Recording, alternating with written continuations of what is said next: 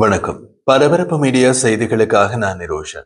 கடந்த வியாழக்கிழமை மாலை அமெரிக்கா கனடிய ஏற்றுமதிகளுக்கு அமெரிக்காவில் புதிய அதிக கட்டணத்தை விதித்த பின்னர் கனடாவின் நிலை என்ன? குறுகிய காலத்தில் பெரிய அளவில் மாற்றம் எதுவும் ஏற்படவில்லை. நீண்ட கால அடிப்படையில் மாற்றங்கள் ஏற்படலாம் என்றாலும் ட்ரம்ப் அமெரிக்காவின் நிரந்தர ஜனாதிபதி அல்ல. இன்னமும் 3.5 ஆண்டுகளில் வெள்ளை மாளிகையில் இருந்து அவர் பெட்டியை கட்ட வேண்டியதுதான். அதன் பின் அவரை போல ஒருவர் ஜனாதிபதியாக வருவதற்கு அமெரிக்கர்களை விரும்ப மாட்டார்கள். 1988ஆம் ஆண்டு கனடா அமெரிக்கா சுதந்திர வர்த்தக ஒப்பந்தம் கையெழுத்தானதிலிருந்து கனடிய அமெரிக்க உறவு உறுதியாக இருந்தது. ட்ரம்பின் வர்த்தக தடைகள் வந்த பின் விரோத போக்கு வளர்ந்து வருவதையும் கனடியர்கள் அமெரிக்காவையும் அமெரிக்க பொருட்களையும் புறக்கணிப்பதையும் பார்க்கிறோம். கனடாவில் மட்டுமல்ல, இது உலகளாவிய போக்கின் ஒரு பகுதி. ஜனாதிபதி டொனால்ட் ட்ரம்பின் கீழ் அமெரிக்கா தனது போக்கை கடுமையாகவும் வேகமாகவும் மாற்றி வருகிறது. அமெரிக்காவின் ஜேல் பல்கலைக்கழகத்தில் உள்ள பட்ஜெட் ஆய்வகத்தின்படி ஆகஸ்ட் 1ஆம் தேதி அனைத்து நாடுகளிலிருந்தும் அமெரிக்காவுக்கு இறக்குமதி செய்யப்படும் பொருட்களுக்கு சராசரி அமெரிக்க வரி 17.3%. இது ஆண்டின் தொடக்கத்தில் இருந்ததை விட 700% அதிகம். ஆம், நீங்கள் சரியாகத்தான் கேட்டீர்கள், 700% அதிகம். அதை செலுத்த போவது அமெரிக்க நிறுவனங்களும் அமெரிக்கர்களும் தான். இறக்குமதி மீதான அமெரிக்க வரிகள் கடைசியாக இந்த அளவுக்கு அதிகமாக இருந்தது 1934ஆம் ஆண்டு. ட்ரம்பின் புண்ணியத்தில் அமெரிக்கர்களுக்கு 90 ஆண்டுகளின் பின் அந்த நிலைமை ஏற்பட்டுள்ளது. ஜனாதிபதி ட்ரம்ப் தொடர்ந்து அச்சுறுத்தியதை விட குறைவாகவே கெடுதல் செய்துள்ளார் என்பது உண்மைதான். ஆனால் தீவிர அச்சுறுத்தல்கள் வெளிநாட்டு அரசாங்கங்களை முன்னர் கற்பனை செய்ய முடியாததை ஏற்றுக்கொள்ள வைத்துள்ளனர். இதன் விளைவாக அமெரிக்கா திடீரென்று அதிக வரிச்சுவர்களை அமைத்துள்ளது. கடந்த மாதம் ஐரோப்பிய ஒன்றியம், ஜப்பான் மற்றும் தென்கொரியா ஆகிய நாடுகள் தங்கள் ஏற்றுமதிகளில் பெரும்பாலானவற்றில் 15% வரியை அமெரிக்கா விதிக்க ஒப்புக்கொண்டன. பதிலடி கொடுக்க மாட்டோம் என்று அவர்கள் உறுதியளித்து ஒப்பந்தம் செய்து கொண்டனர். சர்வதேச நாணய நிதியத்தின் முன்னாள் தலைமை பொருளாதார நிபுணர் ஆலிவர் பிளான்சன் ட்ரம்பின் பேச்சுவார்த்தை நுட்பத்தையும் ஐரோப்பிய ஒன்றியத்தின் பதிலடியையும் விவரிக்கும் ஒரு கவிதையை சமூக ஊடகங்களில் வெளியிட்டார்.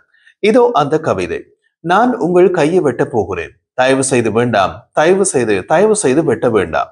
சரி, நான் நல்லவனாக இருக்க போகிறேன். உங்கள் கட்டை விரலை மட்டும் வெட்டுவேன். நன்றி, நன்றி. நீங்கள் மிகவும் நல்லவராக இருக்கிறீர்கள். கையை வெட்டாமல் கட்டவிரலை மட்டும் வெட்டுகிறீர்கள். நன்றி, நன்றி. இந்த கவிதை பெரும்பாலான நாடுகளுக்கு பொருந்தும். ட்ரம்பின் அடாவடி வரி விதிப்புகளுக்கு எத்தனை நாடுகள் பதிலடி கொடுத்தன? விரல் வெட்டு எண்ணி பாருங்கள் என்பதற்கு ஒரு கையே போதுமானது. உலகில் மொத்தம் 2 நாடுகள் தான் ட்ரம்பின் வரி விதிப்புக்கு பதிலடி கொடுத்தன. சீனா மற்றும் கனடா ஆகிய 2 நாடுகள் மட்டுமே பதிலடி கொடுத்துள்ளன. மேற்கு மற்றும் கிழக்கு ஜெர்மனியை பிரித்து பெர்லின் சுவர் வீழ்ச்சிக்கு பின்னர் உலக பொருளாதார ஒழுங்கில் ட்ரம்ப் ஏற்கனவே மிகப்பெரிய மாற்றத்தை ஏற்படுத்தியுள்ளார். மேலும் பல இன்னமும் வர இருக்கின்றன. வாஷிங்டன் மற்ற நாடுகளைப் போலவே கனடாவையும் பேச்சுவார்த்தைக்கு அழைத்தது. என்னுடன் டீல் வைத்துக் கொள்ளுங்கள் என்று ட்ரம்ப், நான் உலகில் மிகப்பெரிய டீல் மன்னன் என்று தன்னைத்தானே பாராட்டி கொண்டார். கனடாவும் சில தினங்கள் பேச்சுவார்த்தை நடத்தியது. அதன் பின் ஒதுங்கி கொண்டது.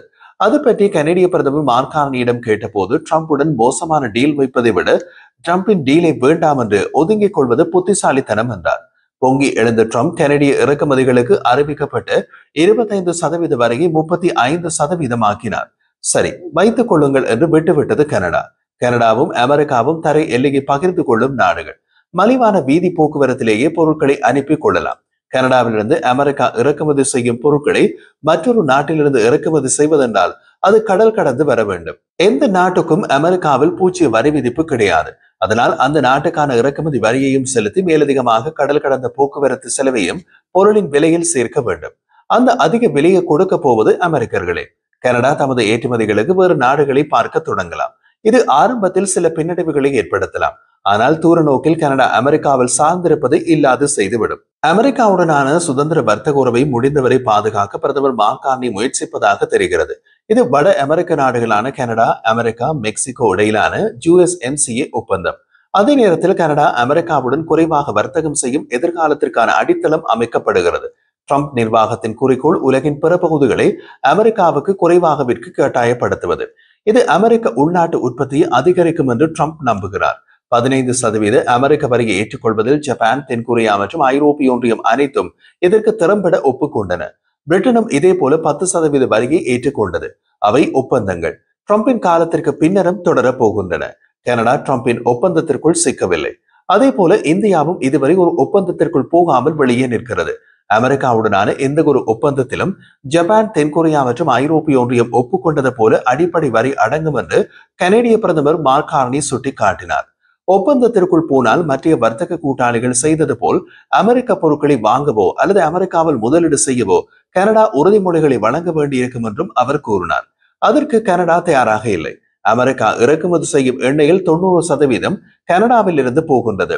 அமெரிக்க இறக்குமதி செய்யும் எரிவாயுவில் 100% கனடாவில் இருந்து போகிறது. இவற்றை எங்கும் விற்க முடியும். கனடாவின் வெற்றி அமெரிக்கா, மெக்சிகோ, கனடா USMCA ஒப்பந்தம். வியாழக்கிழமை இரவு ட்ரம்ப் கனடிய பொருட்கள் மீது விதித்த 35% வரை USMCA ஒப்பந்தத்தில் இணக்கமற்ற பொருட்களுக்கு மட்டுமே பொருந்தும். அமெரிக்காவுக்கான கனடாவின் ஏற்றுமதியில் 95% USMCA ஒப்பந்தத்தில் உள்ளடக்கப்பட்டதாக கடந்த வாரம் கனடிய மத்திய வங்கி மதிப்பிட்டுள்ளது. ட்ரம்ப் வெற்றி பெருமிதத்துடன் அறிவித்த மிகப்பெரிய 35% வரை கனடிய பொது ஏற்றுமதியில் 5%க்கும் குறைவான பொருட்களுக்கு மட்டுமே பொருந்தும். இருப்பினும் சில விதிவிலக்குகள் உள்ளன. குறிப்பிட்ட சில கனடிய ஏற்றுமதிகள் ட்ரம்பின் உலகளாவிய வரி விதிப்பில் வருகின்றன. எஃகு மற்றும் அலுமினியத்திற்கு 50% வரி, கார்களுக்கு 25% வரி மற்றும் மரக்கட்டைகளுக்கு புதிய வரிகள் உட்பட துறைசார் இறக்குமதி வரிகளுக்கு கனடிய பொருட்களும் உட்பட்டவை.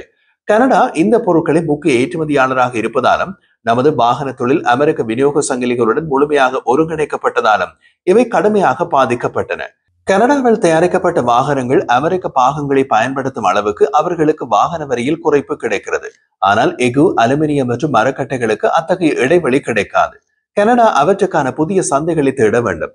அதே நேரத்தில் கனடாவின் பிரிட்டிஷ் கொலம்பியா மாகாணத்திலிருந்து தரைமார்க்கமாக அமெரிக்காவுக்கு போகும் மரக்கட்டைகளை ஆசியாவிலிருந்து கப்பல் மூலம் இறக்குமதி செய்வதென்றால் எவ்வளவு செலவாகும்? கனடா மற்றும் மெக்சிகோவை தவிர மற்ற அமெரிக்க வர்த்தக கூட்டாளிகளுக்கு USMCA பாதுகாப்புகள் இல்லை. கடந்த வெள்ளிக்கிழமை கனடிய அமெரிக்க வர்த்தக அமைச்சர் டொமினிக் லெப்லாங் அமெரிக்கர்களுடன் தீவிர பேச்சுவார்த்தைகளுக்கு பின்னர் அவர் வாஷிங்டனை விட்டு வெளியேறுவதாகவும் வரும் நாட்களில் எந்த முன்னேற்றமும் ஏற்பட வாய்ப்பு இல்லை என்றும் கூறினார். USMCA காரணமாக கனடாவுக்கு மூச்சுவிட அவகாசம் ஏற்பட்டுள்ளது. மெக்சிகோவுக்கும் அப்படித்தான். இந்த காலப்பகுதியில் கனடா புதிய சந்தைகளை தேடலாம். கனடாவின் எண்ணெய், எரிவாயு, கனிம வளங்கள் உள்ளன. மற்ற வர்த்தக கூட்டாளிகளைப் போலவே வாஷிங்டனின் கோரிக்கைகளுக்கு விரைவாக அடிபணிவதை தவிர்ப்பதற்காக கனடாவுக்கு USMCA கை கொடுத்துள்ளது.